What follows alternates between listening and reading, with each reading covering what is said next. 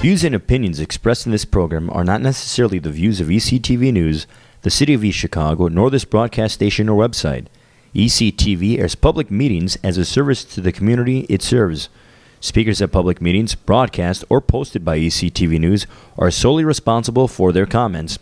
ECTV News reserves the right to edit or remove any profanity or abusive language or behavior deemed inappropriate for our viewing audience. If you have any comments or suggestions about this program, contact ECTV News at 219-391-8206.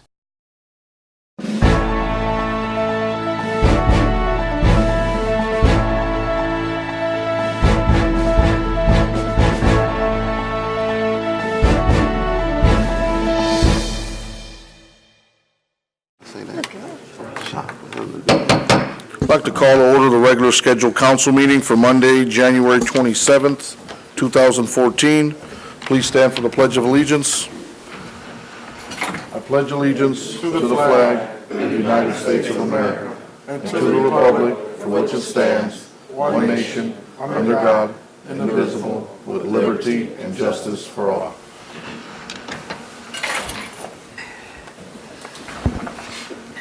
Madam Clerk, roll call, please. Santos. Present.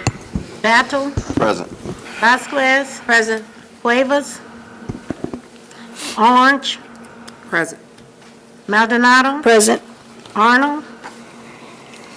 Parks. Present. Francisci. Present. I have a motion to accept the minutes for the regular scheduled meeting for Monday, January 13th, 2014. So move, Mr. President. Second.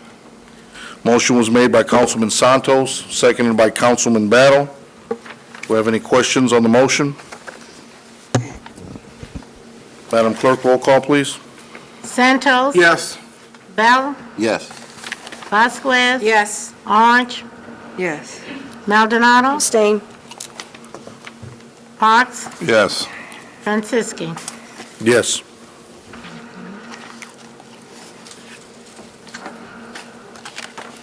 Do we have any communications from the mayor?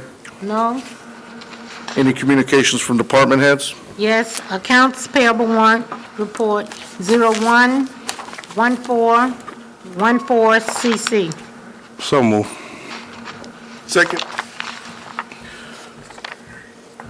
Motion was made by Councilman Parks, seconded by Councilman Santos to accept accounts payable warrant report 011414 CC. Any questions on the motion? Madam Clerk, roll call. Santos. Yes. Battle. Yes. Vasquez. Yes. Cuevas. Yes. Orange. Yes. Maldonado. Yes. Parks. Yes. Francisci. Yes. Payroll warrant 011714. So moved. Second. Motion was made by Councilwoman Orange, seconded by Councilwoman Maldonado to accept payroll warrant 011714. Any questions on the motion? Madam Clerk, roll call.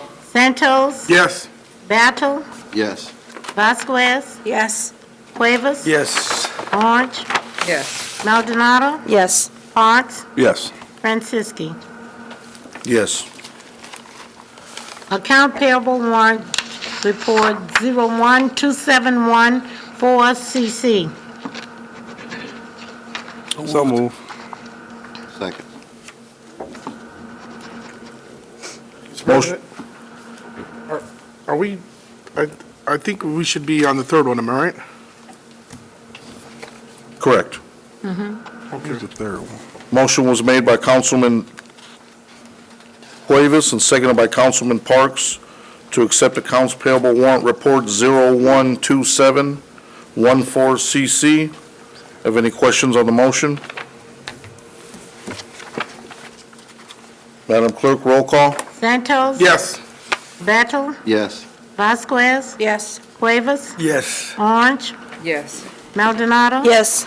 Parks. Yes. Francisci. Yes. Account payable warrant report 013114 LA. So moved. Second. Motion was made by Councilman Cuevas, seconded by Councilwoman Vasquez, to accept accounts payable warrant report 013114LA. Any questions on the motion? Madam Clerk, roll call, please. Santos, Yes. Battle, Yes. Vasquez, Yes. Cuevas, Yes. Orange, Yes. Maldonado, Yes. Parks, Yes. Franciski. Yes.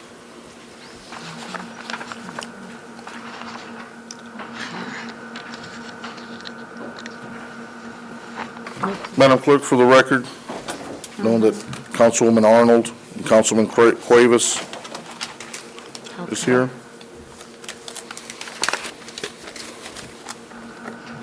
Do we have any committee reports? I know we have a couple board members here. I'll start the first one with Wanda Gordills. She's on the Police Merit Board. Ms. Gordills? Good evening, President Franceschi and Common Council. My name is Wanda Gordills, Commissioner and Secretary of the East Chicago Police Merit Commission. At this time, I'm here to present that on January 15th, 2014, the East Chicago Police Merit Commission had election of officers, and the newly elected officers are President Mr. Richard Peterson, Vice President Mr. Henry Rodriguez, Secretary myself, Wanda Gordills. The first round of recruits for the police department were sworn in on January 10th, 2014 here in the council chambers by Mayor Anthony Copeland. 1 certified and 8 non-certified applicants were sworn in. They started the police academy on January 13th, 2014 for 15 weeks. The deadline for the second round of applications for the police department was January 15th, 2014, and we received 90 applications. We will soon begin the process of applicants. The agility test is scheduled for February 15, 2014 at the Gene Shepherd Center in Hammond for the second round of applicants. This is all I have to present at this time. Any questions for Councilman Santos? Mr. President, Wanda, thanks for coming this evening, and thank you for the report. I know we did hire some new police officers, and they were sworn in. I know that me personally, and I was the chairman of the public safety, that we weren't told or advised when you guys were going to be having these ceremonies, so that I extended the invitation to our colleagues or the people involved in public safety. And now that we have a new committee, which is it's a Police new Merit. committee. I'm sorry, Mr. President. Police Merit The Committee? Police Merit Committee, that if you can forward the message to the president now, Mr. Peterson, that Okay. he extended an invitation to the city council so that when they do have events like that, that the council members are able to attend Okay. and congratulate those that are going to be walking, and maybe some of my colleagues have word of encouragement or to advise them on something. So just if we can get the invitation to those things that are going to be happening in the near future, I would appreciate it. Okay, no problem. I will relay the message. Thank you. Councilman Parks? Yes, Mr. Gordills, one quick question. Why is the agility being done in Hammond as opposed to our The facility? problem was because, since it has to be done inside, and we discussed this amongst the commissioners, and Mr. Peterson had stated, because we mentioned the Central High School and places here, and he didn't, we presented a couple of things, but because of what they have to do, the relays and on the agility test, I don't think that it was, Mr. Peterson has stated that he didn't feel that it's not the correct length to run the agility test, and that's why it was, there were other places here in East Chicago also that were presented, but we also presented the Gene Shepherd in Hammond, and so Chief Beckard, was the one that went forth on that and made the arrangements there. Okay, thank you. Okay, Any other questions? Thank you, Mr. Gordills. thank you. Next, we have Henry Rodriguez on the Waterway Board.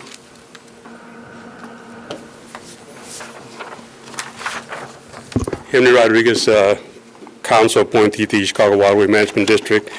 As you're probably well aware of, wintertime, there's not much going on as in fact, no dredging going on here in the canal, but the Army Corps of Engineers plan to resume dredging possibly March of this year, but then I guess it's weather moving in, I don't know, but tentatively it's supposed to be March. What they're also going to do is set up a public hearing or a public meeting like they have the last 2 years, and the last 2 years it's been here in the council chambers. They've had the contractors who are doing the dredging there. They set up a slideshow about what they've done, what they're going to do. And I think I told you earlier last year about a website that they have. They present some of the information here also too. So we're not sure about the date yet. It's going to be in February, but as soon as I find out, it's going to be advertised in the paper, and I'm going to see about getting with the multimedia to advertise it on Channel 21 here. Also too, in December of last year, the Board of Directors approved a project agreement with the EPA through the Great Lakes Legacy Act, GLAA program, to perform a remedial investigation feasibility study and a remedial design for parts of the Grand Calumet River that had not been scheduled for remediation as part of the Indiana Harbor Ship Canal and the Army Corps of Engineers that they don't plan to dredge, which means that the rest of the water works within the city, which the Army Corps of Engineers is not going to dredge, which is just over there for navigational purposes, where they're doing it now, is not scheduled to be dredged, but the Waterway Management District, along with the EPA and Army Corps of Engineers, are going to see about all the rest of the waterworks or canals and the branch of the Lake George River. So we're doing a remedial study to see whether or not they need to be dredged and what can be done about doing that. So we entered an agreement with the EPA to do a study on those. Any questions for Mr. Rodriguez? Thank you.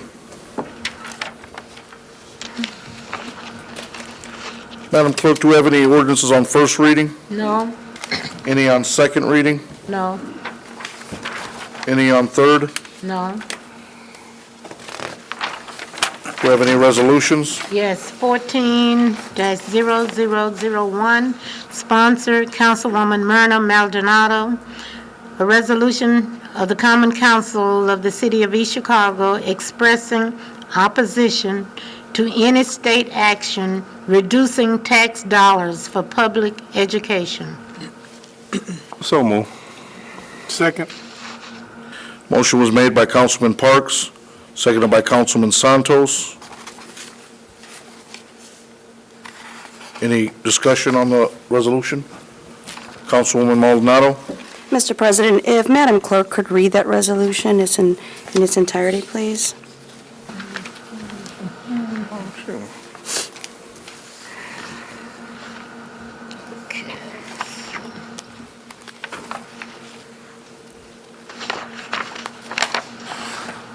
Sponsor Councilwoman Myrna Maldonado, resolution number 14-0001, resolution of the Common Council of the City of East Chicago expressing opposition to any state action reducing tax dollars for public education. Whereas the Common Council of the City of East Chicago wishes to express its public opposition to Senate Bill 1 pending in the General Assembly in January 2014, and whereas the Common Council believes that reduction in the corporate income tax, and especially the exemption of taxes from business personal property, will seriously adverse the financial condition of the public schools in East Chicago, as well as the city's financial income. And whereas the Common Council of the City of East Chicago expresses its concern over the erosion of financial support for the state's public school systems by the various limitations on taxation and expanded use of a voucher system. And whereas, as a matter of public policy, and strong and vibrant public school system has been essential to the development and success of our county. And whereas it is desirous for the elected members of the city's legislative body to express support of its public school system and to call upon state elected officials not to enact any additional legislature that reduces the amount of taxation monies available to the public schools in the state of Indiana. And whereas the Common Council believes that there are sufficient number of tax and business benefits existing in the state of Indiana to attach businesses to locate within the state. It is therefore resolved by the Common Council of the City of East Chicago that Senate Bill 1, pending before the Indiana General Assembly, at this time be rejected, and further, that all effects to revise the state's methods of taxation that reducing monies to the state's public school system be rejected. The City Clerk of East Chicago is directed to send a copy of this resolution to the Governor of the State of Indiana and to all of the elected senators and representatives in Northwest Indiana. Councilwoman Maldonado? Mr. President, if I could ask Attorney Bauer to just give this body an overview as to Senate Bill 1. Really, the basis of this bill not only is a reduction in the of the gross corporate income tax, but would exempt the current taxation for all business personal property in the state of Indiana. This has, of course, an impact not only on the city, but tremendously in all the school systems, because literally school systems have no other way of raising funds other than through taxation, either property or personal property taxation. There has been strong opposition to these types of tax reductions that directly impact public education system. Quite frankly, on a personal note, it just appears to me that in many of the states, the public school system is under attack across the board. The voucher system and so many of the things that's going on undermines the efforts of the public school system. It would simply appear that some public statements to especially our elected representatives and senators in the state, that this is a major issue and something that they should be looking out for. On the other hand, the city has other options of raising funds various ways. Schools do not.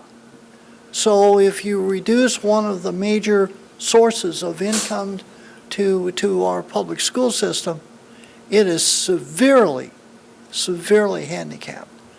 There's been newspaper articles, I believe, that talked about the quantity of the money involved. That's the reason for this draft. Councilwoman Orange? Councilwoman Maldonado, maybe we can have an attached page that each council person could sign this in addition to this resolution so that we could get signatures of all the council. Absolutely. I'll be glad to revise it. There's a couple of typos that need to be cleaned up, and I will get a hard copy into the clerk's office as soon as possible, and we'll make that available. Thank you. Councilman Santos? I'm not sure, maybe Councilwoman Maldonado can answer this. Do you know if the school city passed a resolution in regards to this? I did speak to the president, I'm sorry, Mr. President. I did speak to the president of the school board, and they also intend on having a resolution as well. So they did? Yeah. Okay. Yes. Maybe I was going to say, maybe we could just forward them a copy of ours, let them know that we do stand, because it's definitely going to affect both school city and the city of East Chicago. So. Absolutely. Any other questions? Madam Clerk, roll call, please. Santos? Yes. Battle? Yes. Vasquez? Yes. Cuevas? Yes. Orange? Yes. Maldonado? Yes. Arnold? Yes. Parks? Yes. Franciski? Yes, resolution passes.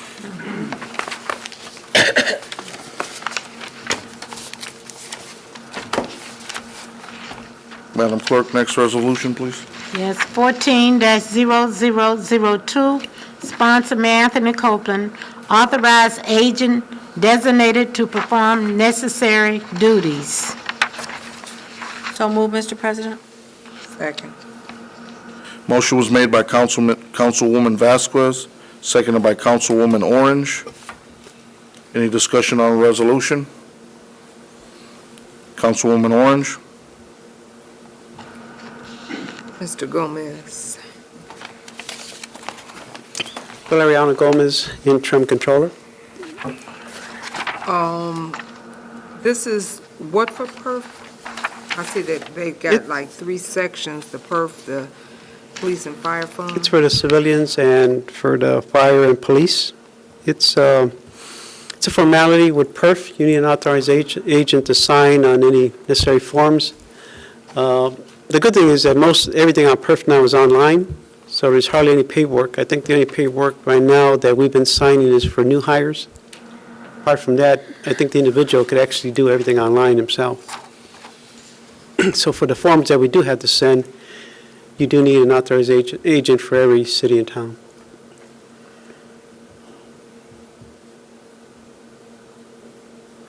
That's it, I'm sorry. That's it. I was just reading it. Councilman Santos? Mr. Gomez, now that you're the interim controller, are you going to be coming back before the council and changing some other things? I know that you probably have to, and because it's not going to be Kim signing no more. No, I've been working with Kim pretty close, and we're actually I'm evaluating anything that's been going on in the controller's office, see if we could streamline some things. But this is the only thing that requires for you to come to the city council in order to make sure. No, there may be some other things, but this is just things that you do at the beginning of the year, just to get business going. Okay. Any other questions? Thank you. Madam Clerk, roll call, please. Santos? Yes. Battle? Yes. Vasquez? Yes. Cuevas? Yes. Orange? Yes. Maldonado? Yes. Arnold? Yes. Parks? Yes. And Siski. Yes, resolution passes. Do we have any old business? Councilman Santos? Mr. President, I see you passed out a letter here to all the council members in regards to the Code Enforcement Department and the Building Department. I see both, I always call them Chief Arredondo, Mike Arredondo, and Weena here. And I see, that I did get a copy of the report, and unfortunately, we did have a scheduled meeting this past week for that, and Mr. President and I, we called each other, and we had canceled it due to the bad weather we had. That was the day of the snowstorm, and we don't want to bring folks out, from, in that kind of weather. So now that we have both these here, I don't know, maybe one of y'all want to come up and just kind of give us maybe a brief synopsis on what you guys came to agreement, because the main question was, how were we going to enforce some of the issues that we were having with the ordinance that the city council had passed? Your name for the record, Miguel please. Redondo, East Chicago Code Enforcement Manager. And because we were, Ms. Guzman and myself and the attorney did actually meet on that day. City attorney, am I right? Mr. Bauer. Okay. Mr. Bauer. Actually, did you receive the report that states 4524 Magoon Avenue? I just got it right now. 2009. Because I first emailed it to Mr. Bauer with work with Commissioner Guzman, and we put it together, and I wanted to give you a chronological of what has happened on this certain property, this particular property.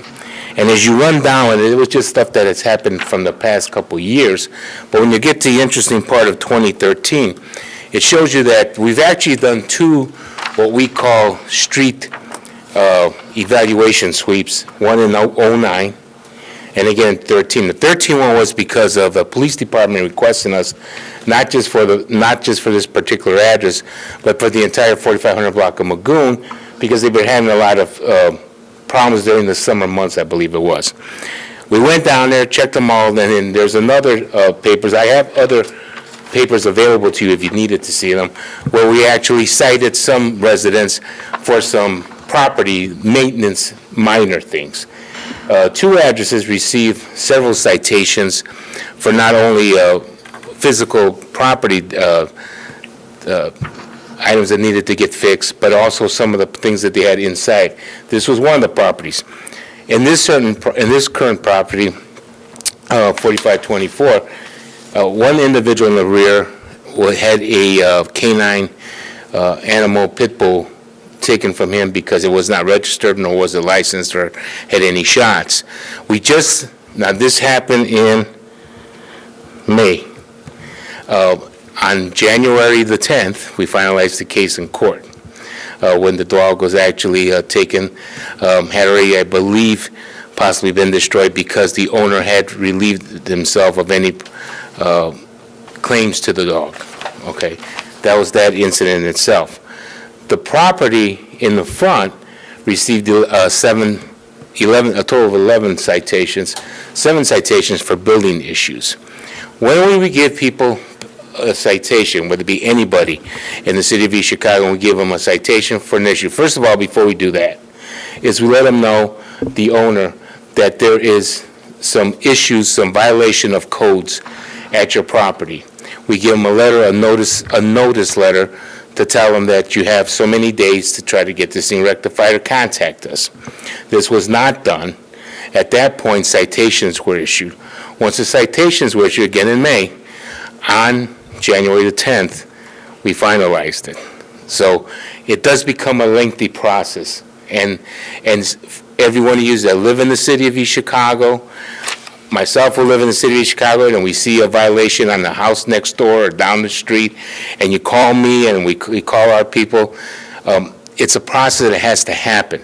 Then we get to a certain point where we just issue citations, then we go through the court system. Sometimes it gets continued, some it doesn't.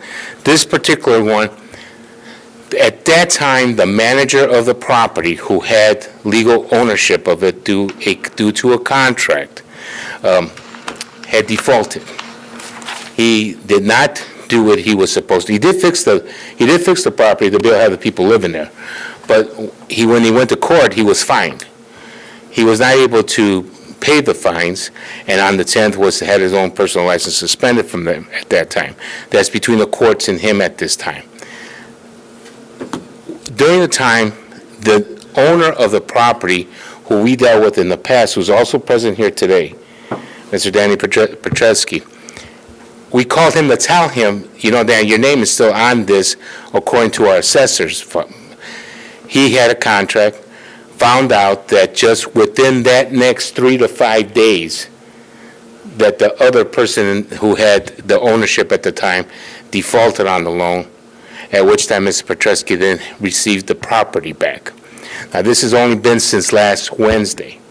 From last Wednesday to today, which the report already had been submitted, you don't even have this information, Mr. Petresky went to the property this past weekend, Friday, Saturday, and Sunday. Not only saw that he has issues with tenants, but also issues within the property itself. He contacted myself and Commissioner Guzman to tell us that he'll be taking care of, number one, the tenants, 2, the property. He also has approximately, I don't even know how many more, but there was one other property on the harbor side that had the same issues with some water problems and that. Mr. Petresky told me today he's taking care of those matters. So he's just in the last 5 to 6 days have gotten back. Going back to Councilman Santos's request, though, we are moving on that.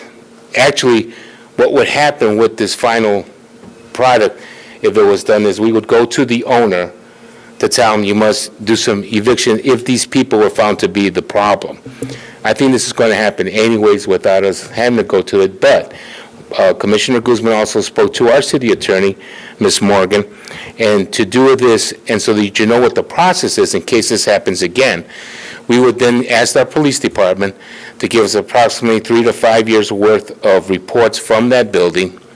We've already surmised, I got 2 years' worth of it, surmised and give it to her in a package with all the other property and all the other citations we've issued, and all the other court hearings we've had, and she would then determine what next stage of what court we would go to, which probably wouldn't be in the city court, maybe have to go to Superior Court or Circuit Court. And then we would start that process if the owner wasn't willing to work, which Mr. Petruski is willing to work with us. Councilman Santos? Chief, my only thing is, I know that Mr. Petruski, and I've known Mr. Petruski, we've talked before, he knows I live right down the block there, and I know that we kind of had some of the same issues, and I think that's why he had moved forward, and I can't answer for him, but he had moved forward in selling the properties because it was more of a headache. And my thing is that now that he's taken possession because of the guy that, wasn't doing what he's supposed to. Right. He's got numerous properties in the city of East Chicago, and I know that ours is probably one, and there's probably more, but he needs to be aware. My thing is that at some point, with this being said, and I know that Mr. Petruski is willing to work with us in getting these problems corrected, but at some point, we need to let him know also that, you know what, enough's enough. You know, I know he's here, and I know he's ready to work with us in regards to the issues that we have at hand, but some of these issues were occurring before when he was the owner. That's why he got out of these properties. And to answer that question, it's very true. And not only with Mr. Petruski and his partnerships, but we probably had at least 10 other landlords that had the same kind of issues. We then did what we could do, which was to go, give them their violations, take them to court, they dealt with it. And at some time, the way the past ordinance, you remember, this is a revised ordinance that you passed, because the past ordinance strictly told you that it must have been for gambling, prostitution, narcotics, and by the police chief or his authority. You didn't give anybody else really authority to do that, and at that time, they weren't moving with it. With this new ordinance in place and us now contacting these owners and Ms. Guzman, Commissioner Guzman is adamant about that with us to tell us how we are to, we had these conversations, you're talking about that just 4 or 5 years ago, we had some 600-700 properties that were registered in the city of East Chicago, not knowing much more about it than that. Just as she just updated my last list, and we have 1,800, that we not only have your name, your phone number, who your tenants are, and everything else, that we have some contact with you. That if we do have this, we can come back and say, here's the ordinance, here's your chance, because that's what we're all about here. We're here to educate you, number one, give you chances, but we're not going to tolerate much more than that. And once you decide that you're not going to work with us, then we will pursue it. But with this ordinance, we now have that avenue to go by them more than aggressively and proactively than just say, well, hopefully you'll clean up your act. And I think that this is one case.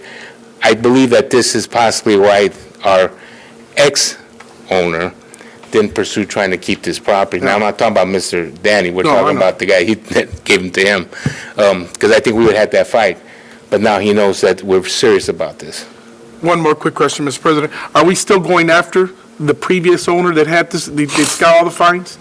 I would hope so, because he's caused chaos on that block for the tax-paying citizens over there. These were probably, that I am aware of, because I have the old list of the properties he had ownership of, or I shouldn't say ownership, but he was in charge of, and it is so dwindled that I'm not sure there's any left.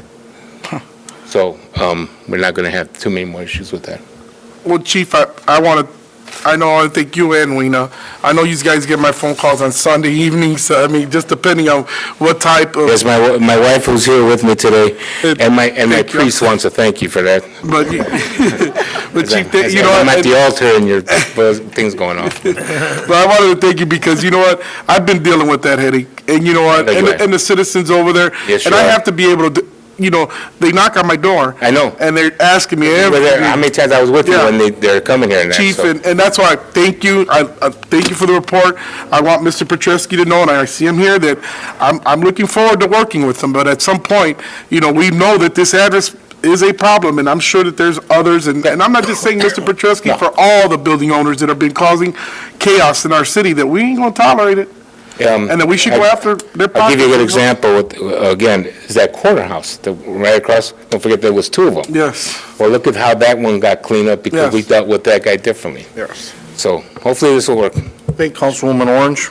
I had, the thing I was going to say was that we want to make sure, too, these landlords are not flip-flopping these buildings, that they're putting in other people's names so they can get out of the fines or not pursue them with fine. Because I mean, I've watched them change names and ownerships. The same group of people change the names of ownerships 3 or 4 times. And I think we have to really watch out for that because it's the same names. It's not different. It's a group of people that they are putting them in these names, and we got to be careful now of those. Mr. Barger probably better explain, but I could tell you this from my experience of 35 years of law enforcement and bringing this up with these individuals, once they have the 11 corporation names that they have under the same, it lets up to the courts. And I was in court, every Friday I go there, and this was brought up with different things saying, well, who's getting sued over? I want him fined, and that is no, it's this corporation. What about that? It's that, and he brings the papers and said, yeah, that's the corporation, and it's all legality stuff. And they know that is why they do that. That's something that, as Ms. Maldonado did today, I think that is something we would address with legislation about these dummy corporations. And I'm telling you, there's quite a few bills in place right now that has something to do with these property owners. And because of actions that we've especially taken in the city of East Chicago and the city of Hammond and that, there are rental associations taking action against us in that. They don't want these inspections. Yeah.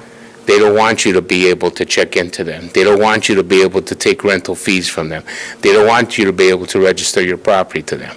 And we're watching and we're monitoring all these things. I think after the 3 children died in the fire in Hammond, I don't think they're going to have much to go on.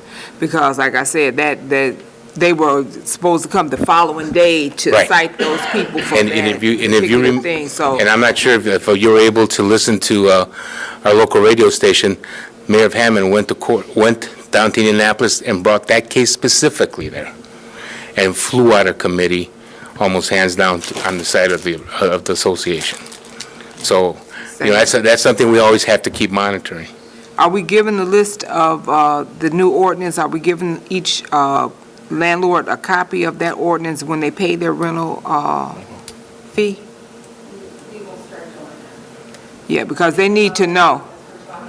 I know we've discussed it with a lot of them, Right. Yeah, we'll need to discuss, we need to give them something in writing so that when we come back just like when you after. passed the last one of the ordinances about our yard sales, we actually made copies of those, and we went to the yard sales, so sit there and get them And that tickets was and a all good that. idea. That We means, gave them a copy of it, say, here, this is telling you what you gotta do. The next time we come, we'll do it, So again, Thing with the landlords, we want to work with good landlords. Yeah, There's it's the about ones educating them. that there is a lot of good landlords out there. There are a lot of good landlords, but then there's a lot that have not taken care of the property, and it's a shame that they've used the influx of new people coming in to be able to charge high rents and not do anything to the properties. Because the people from this area never paid those type of rents, Right. $1,000 for a 2-bedroom. Right. But now they're able to charge because you got a new influx of people that they don't know anything but Well, high with rent. the education part of it, like you said, Councilwoman, we sit there and show them how they can buy a house for half the money they're paying on rent. I know. It's just really ridiculous. But when you come from Chicago and what you're paying there, you're thinking $1,000, you're stealing it. Councilman Cuevas? Yeah, Steve, can you come up to the podium? Steve, I had a question. To amplify more on what Councilwoman Orange was asking as far as the landlords, switching off and trying to hide between hiding, switching landlord ownership.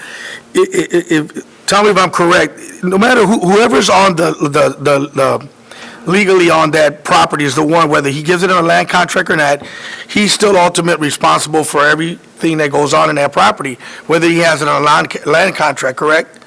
So they really can't hide. The owner that's originally on that deed, whether he gives it on a land contract or other kind of contracts, he's still responsible for the property, whether, somebody defaults on a land contract per se. Is that correct?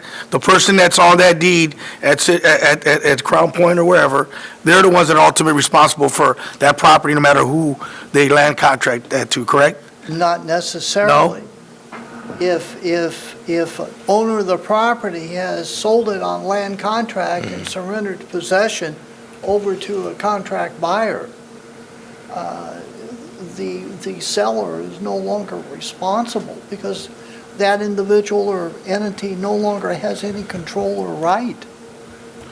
That's only if they sign it over, but who is going to give a land contract and not have ownership of the property in case they default? And if they give it away right away, they gotta have legal ownership of that property in case the contract defaults. So the past practice that I've seen, when you give a land contract, the original person that has the property deed, they're not going to sign that over to just because they got a land contract. That's how they keep control of that property.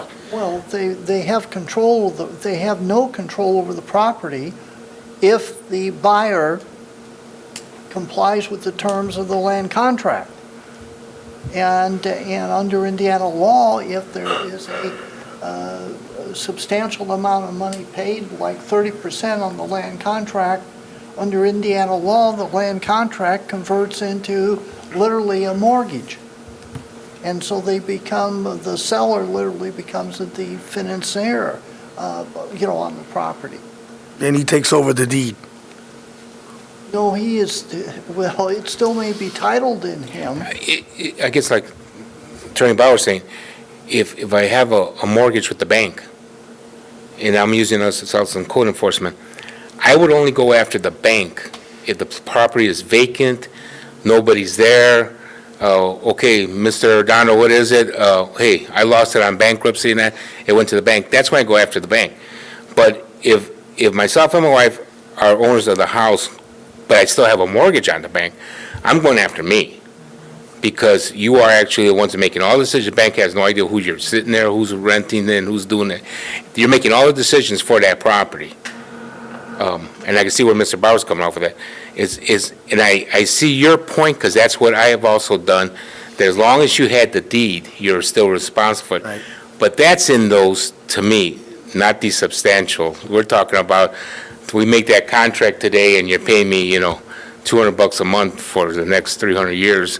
Those are real shady stuff, You don't even know who the owners No. are, usually. No, we have to go And back. that's what I was trying to enlighten everybody about, that there is always someone. There's Even though they always try to someone. hide it, there's always going to be somebody And that's as that you Mr. can come Santos, when after. he asked us, and sometimes I know we can't quickly come back with something, because this is a timely matter sometimes, and we have to get some legal papers to get into, and who actually owns it, and who do we go after, and who Without gets a doubt. summoned and served.